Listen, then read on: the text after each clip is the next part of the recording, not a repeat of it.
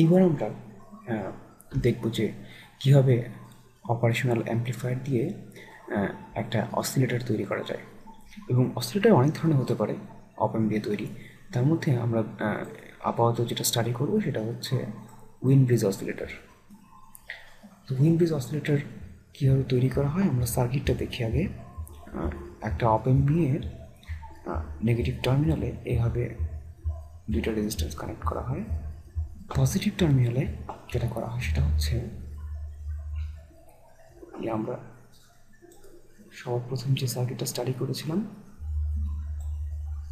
এই সার্কিটটা আসলে এখানে কানেক্ট করে দেওয়া হয়। এটার আউটপুটটা এই পজিটিভ টার্মিনালে কানেক্ট করে দেওয়া হয়। তবে ইন্টারেস্টিং ব্যাপারটা হচ্ছে এখানেই যে অসিলেটরে আসলে কোনো ইনপুট বলে কিছুই থাকে না, কিচ্ছু না। এই যে এখানে যেমন একটা ইনপুট দেখা যাচ্ছে ভিআই, সেই ভিআইটা আসলে অসিলেটরে ভ্যানিশ করে দেওয়া হয়। ইনপুট টার্মিনালটা, এই ইনপুট টার্মিনালটা ঘুরিয়ে এক্স্যাক্টলি যেটা করা হয় এই আউটপুটের সাথে শর্ট করে দেওয়া হয়। মানে ইনপুটে কিন্তু আসলে কিছুই নাই, জাস্ট আউটপুটটাই ইনপুটে নিয়ে আসা হয়েছে। আর তারপর বাকি সার্কিটগুলো আগের মতোই। তো দেখে মনে হচ্ছে যে এই সার্কিটটা থেকে কীভাবে আবার আউটপুট আসতে পারে। এই সার্কিটে তো ইনপুটই নাই, ইনপুট না থাকলে তো আউটপুট ডেফিনেটলি জিরোই হবে, তাই না? হ্যাঁ, কমন সেন্স তাই বলে যে ইনপুট জিরো হলে আউটপুট জিরো হবেই। তারপরেও এই সার্কিটটা আসলে একটু বেশ মজার একটা ব্যাপার হয়। এই ইনপুট টার্মিনালের নাম আমি দিলাম, এই ইনপুট টার্মিনালের নাম আমি দিলাম এ। তারপরে এখানে আরেকটা ইনপুট টার্মিনাল আছে, এটার নাম দিলাম এক্স। তারপরে এখানে আরেকটা ইনপুট টার্মিনাল দেখা যাচ্ছে, এটার নাম দিলাম ওয়াই। আর একদম আউটপুট টার্মিনাল আছে একটা, সেটার নাম দিলাম আমি বি। ঠিক আছে? আচ্ছা, এইবার ধরা যাক পয়েন্ট এতে কোনো কারণে একটা সাইনোসয়েডাল ভোল্টেজ ক্রিয়েট হয়েছে। কীভাবে ক্রিয়েট হয়েছে সেটা আমার এখন আপাতত আমি স্কিপ করে যাচ্ছি। কোনোভাবে ক্রিয়েট হয়েছে, ঠিক আছে?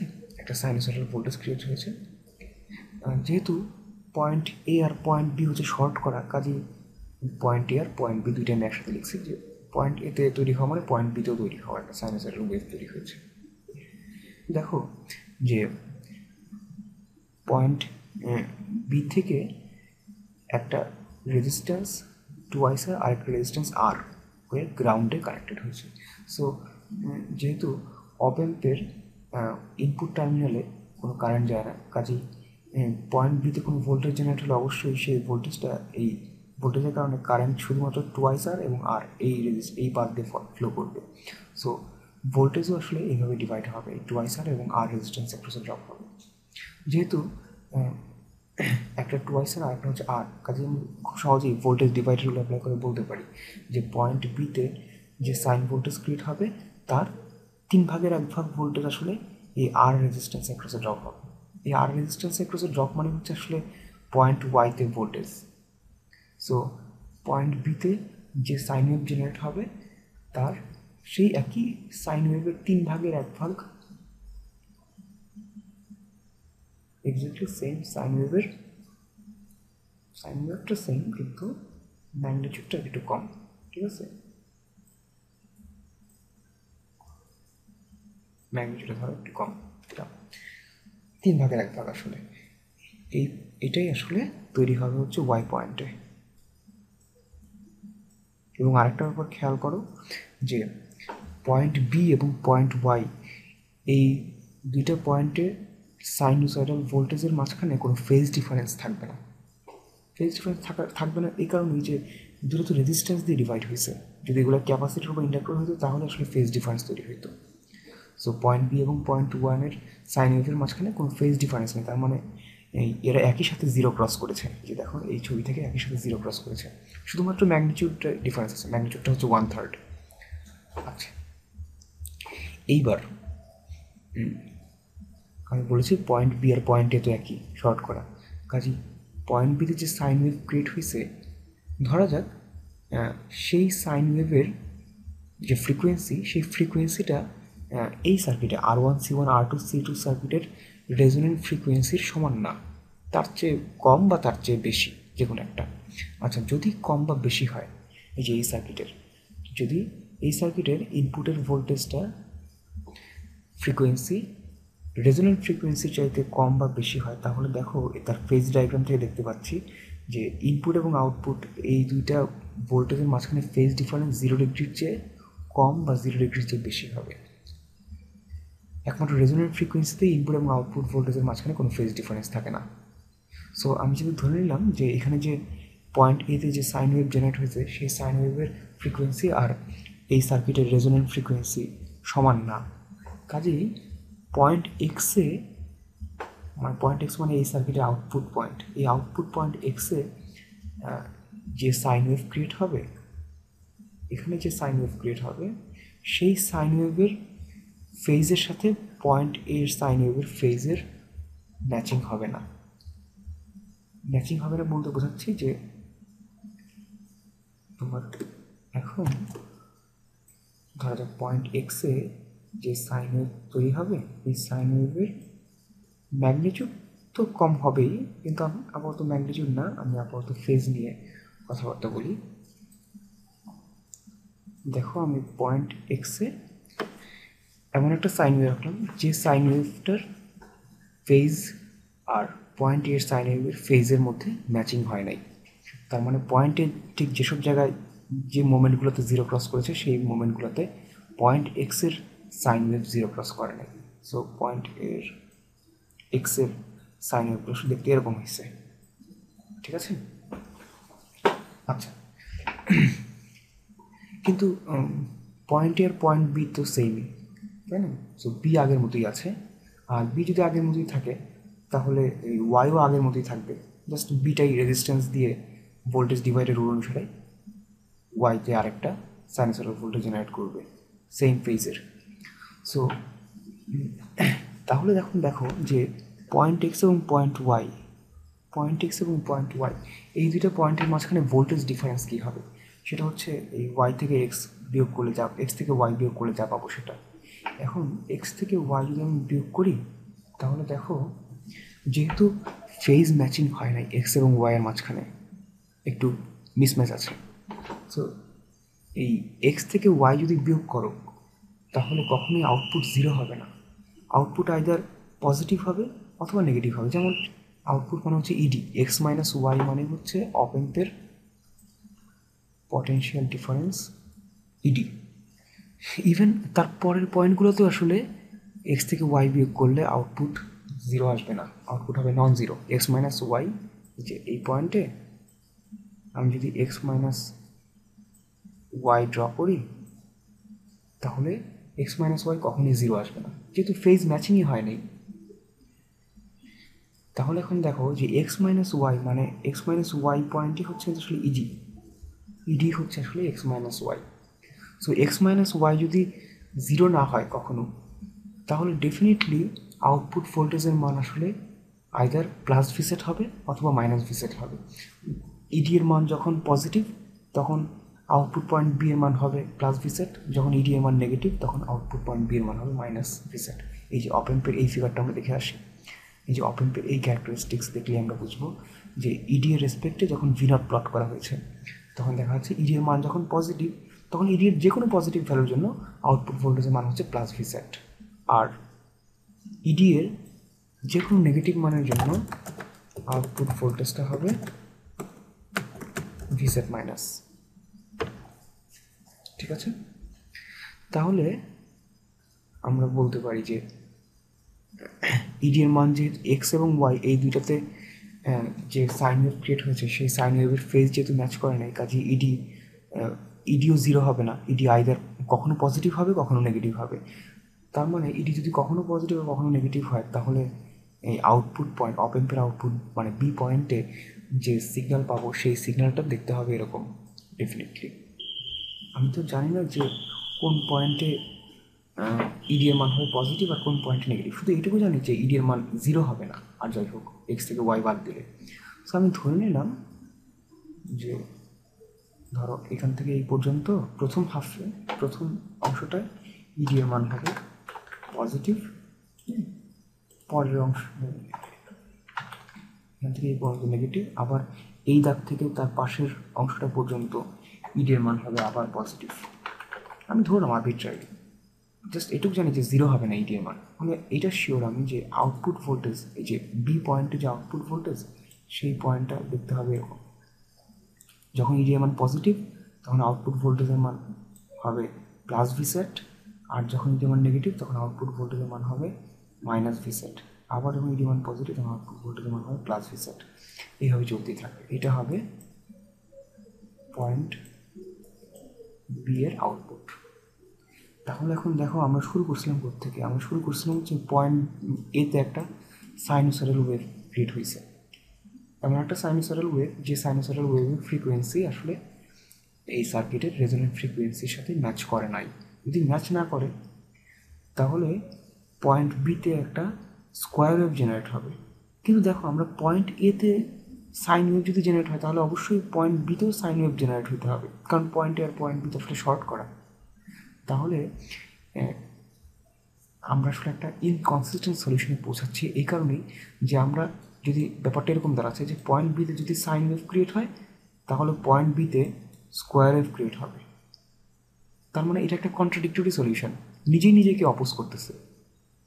পয়েন্ট বিতে সাইন ওয়েভ ক্রিয়েট হলে পয়েন্ট বিতে স্কোয়ার ওয়েভ ক্রিয়েট হবে, এটা তো একটা কন্ট্রাডিক্টরি ডিসিশন। একই পয়েন্টে কীভাবে দুইটা ডিফারেন্ট ওয়েভ তৈরি হয়? কাজেই এই ধরনের সাইন ওয়েভ আসলে পয়েন্ট এতে এক্সিস্ট করতে পারে না। বোঝা গেছে? কারণ যদি এক্সিস্ট করতো তাহলে আসলে কন্ট্রাডিক্টরি সলিউশন পাওয়া যেত। আমরা দেখতাম যে পয়েন্ট বিতে একবার সাইন ওয়েভ, আবার এই সাইন ওয়েভের জন্যই পয়েন্ট বিতে স্কোয়ার ওয়েভ, একই পয়েন্টে দুই রকম ওয়েভ পাইতাম, যেটা অসম্ভব। আচ্ছা, কিন্তু এইবার আমরা অন্য একটা জিনিসের কথা চিন্তা করি। আমরা ধরি যে পয়েন্ট এতে যে সাইন ওয়েভ ক্রিয়েট হয়েছে সেই সাইন ওয়েভটা হচ্ছে এক্স্যাক্টলি R1C1 R2C2 সার্কিটের রেজোনেন্ট ফ্রিকোয়েন্সির সমান।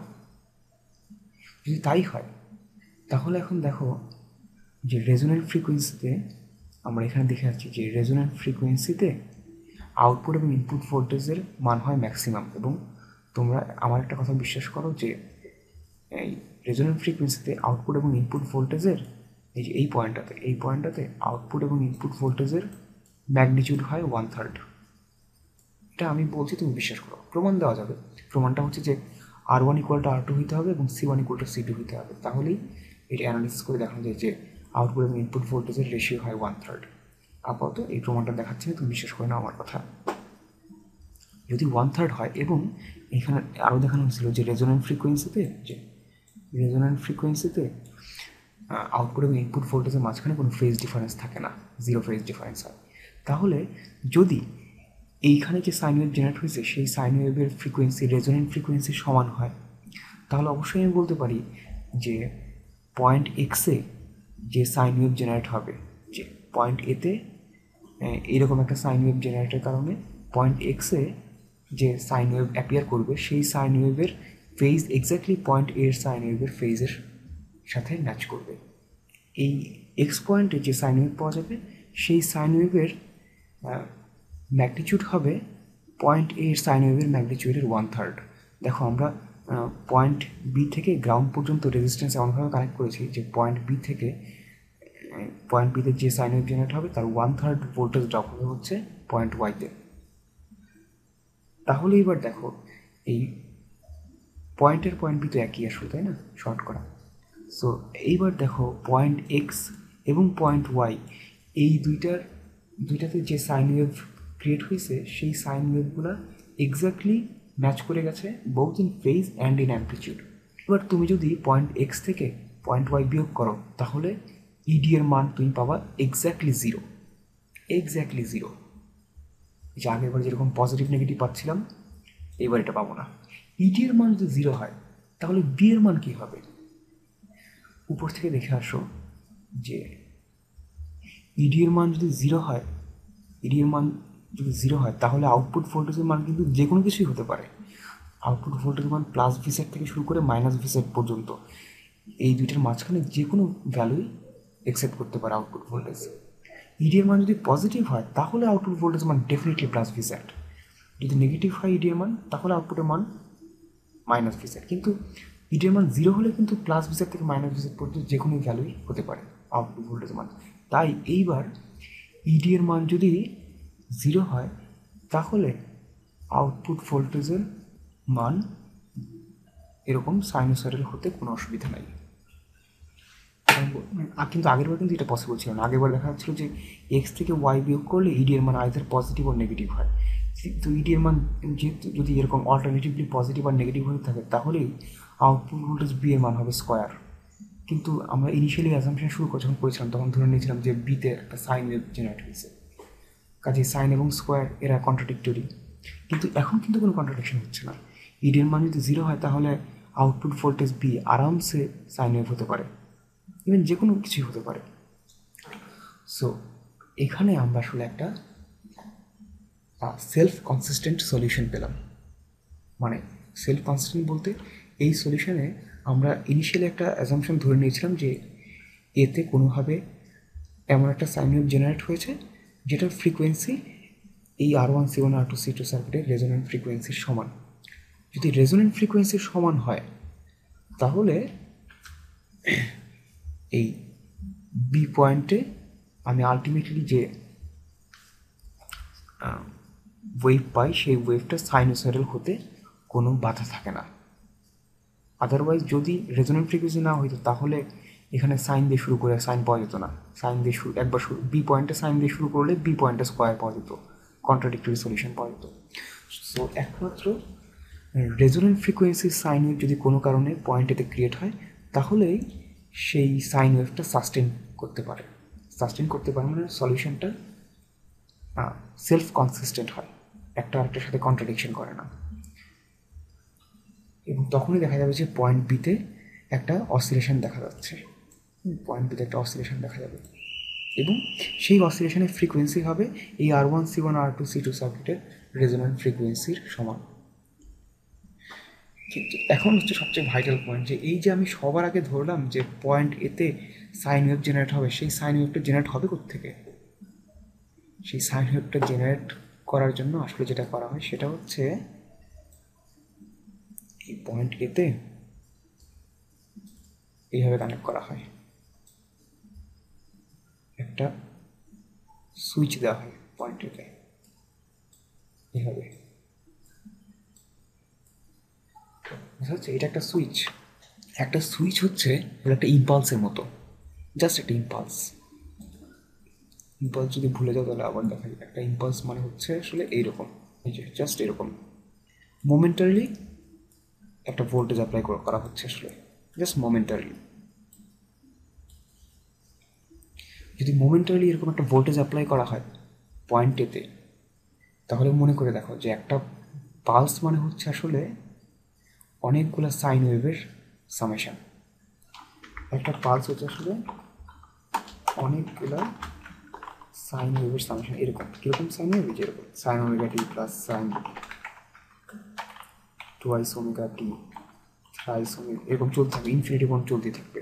এবং এই পালসগুলো যদি রিপিটেটিভ না হয়, মানে একটার পর একটা পালস না হয়ে একটা সিঙ্গেল পালস হয়, তাহলে এই ওমেগার মান, এই যে ওমেগা, এই ওমেগার মান হয় হচ্ছে 0-র খুব কাছাকাছি, টেন্স টু 0। দেখো ওমেগার মান যদি 0 খুব কাছাকাছি হয় তার অর্থই হচ্ছে এই তুমি যদি এইবার 0 খুব কাছাকাছি একটা ভ্যালুকে 2, 3, 4, 5 এইভাবে ইন্টিজার সংখ্যা দিয়ে মাল্টিপ্লাই করতে থাকো তাহলে তুমি আসলে সব ফ্রিকোয়েন্সি কোনো না কোনো সময় পাবে। একটা সিঙ্গেল পালসে আসলে 0 থেকে ইনফিনিটি পর্যন্ত সব সাইনোসয়েডাল ওয়েভ থাকে, তার মধ্যে কোনো না কোনো ফ্রিকোয়েন্সি থাকবেই যে ফ্রিকোয়েন্সির সাথে তোমার সার্কিটের রেজোন্যান্ট ফ্রিকোয়েন্সি ম্যাচ করে যাবে। সো ওই ফ্রিকোয়েন্সিটাই আসলে সাস্টেন করবে আলটিমেটলি। রেজোন্যান্ট ফ্রিকোয়েন্সি ছাড়া অন্য যত ফ্রিকোয়েন্সি থাকবে একটাও সাস্টেন করবে না। কেন সাস্টেন করবে না? যে আগের বার দেখানো হয়েছিল যে যখন এটা রেজোনেন্ট ফ্রিকোয়েন্সি ছাড়া অন্য কোনো ফ্রিকোয়েন্সির সাইনোসয়েডাল ওয়েভ হয় পয়েন্ট এ এবং পয়েন্ট বিতে, তখনই ইনকনসিস্টেন্ট সলিউশন পাওয়া যায়। কাজেই রেজোনেন্ট ফ্রিকোয়েন্সি ছাড়া অন্য যত সাইন ওয়েভের ফ্রিকোয়েন্সি আছে সবগুলো ফ্রিকোয়েন্সি আসলে আলটিমেটলি ভ্যানিশ হয়ে যাবে, শুধুমাত্র রেজোনেন্ট ফ্রিকোয়েন্সিটাই সাস্টেইন করবে। আচ্ছা, এইখানে আমরা যেভাবে আসলে সলিউশনটা বের করেছি যে কোন সাইন ওয়েভ আলটিমেটলি সাস্টেইন করবে, সেটা তোমাদের কাছে দেখতে একটু পিকিউলিয়ার মনে হতে পারে, কিন্তু তোমরা এইভাবে চিন্তা করো যে মনে করো তোমাদের কাছে একটা ইকুয়েশন দেওয়া আছে, ধরো 10 - x = 4x, এরকম একটা ইকুয়েশন দেওয়া আছে এবং তোমাকে বলা হলো যে এই ইকুয়েশনটা সলিউশন করতে। তুমি জানো যে ইকুয়েশনের সলিউশন করা খুব সোজা, এক্সটাকে ওই পাশে নিব, তাহলে আমি পাবো 10 = 5x, তাহলে x = 2। কিন্তু এভাবে সলিউশন না করে আমি অন্য একটা বুদ্ধি দিয়ে সলিউশন করতে পারি, একটু পেঁচানো বুদ্ধি। বুদ্ধিটা হচ্ছে এরকম, যা আমি ধরে নিব এক্সের সলিউশন হচ্ছে 1, আরবিট্রারি সলিউশন ধরলাম। এক্স যদি 1 হয় তাহলে আমি লেফট হ্যান্ড সাইডে পাচ্ছি 10 - 1, সেটা আমি পাচ্ছি হচ্ছে 10 - 1, তার মানে হচ্ছে 9। আর তাহলে ব্যাপারটা এরকম দাঁড়াচ্ছে যে 4x = 9 হবে। তো 4x = যদি 9 হয় তাহলে অবশ্যই x = হবে 9/4। কিন্তু দেখো আমি ইনিশিয়ালি অঙ্কটা শুরু করেছিলাম এই অ্যাজাম্পশন ধরে যে x = 1, তাহলে দেখো x = 1 ধরে আমি সলিউশন পাচ্ছি x = 9/4। এই দুইটা সলিউশন তো একসাথে এক্সিস্ট করতে পারে না, এরা হচ্ছে কন্ট্রাডিক্টরি সলিউশন। কিন্তু দেখো আমি যদি x এর মান 2 ধরে স্টার্ট করি, তাহলে দেখো আলটিমেটলি লেফট হ্যান্ড সাইডের মান হবে 10 - 2 8, সো 4x = হবে 8 এবং x এর মান হবে 2। যে ভ্যালু অ্যাজিউম করে স্টার্ট করেছিলাম সলিউশন করাটা, আলটিমেটলি গিয়ে সেই ভ্যালুটাই আবার পেয়েছি। এই জন্যই বলা হচ্ছে যে একমাত্র x = 2 পয়েন্টেই এইটা একটা নন কন্ট্রাডিক্টরি বা এটা একটা কনসিস্টেন্ট সলিউশন দিবে। কিন্তু এই x = 2 ছাড়া অন্য কোনো ভ্যালুই ধরেই তুমি যদি আগাও, তাহলে তুমি কনসিস্টেন্ট সলিউশন পাবে না, তুমি একটা কন্ট্রাডিক্টরি সলিউশন পাবে। এই একটু আগে আমরা যে অসিলেটর দেখেছি, সেই অসিলেটরেও আলটিমেটলি আউটপুটে কোন ফ্রিকোয়েন্সি সাস্টেইন করবে সেটাও আমরা আসলে এইভাবে কন্ট্রাডিক্টরি এবং নন কন্ট্রাডিক্টরি সলিউশন কোনটা জেনারেট করে সেটা ধরে বের করেছি।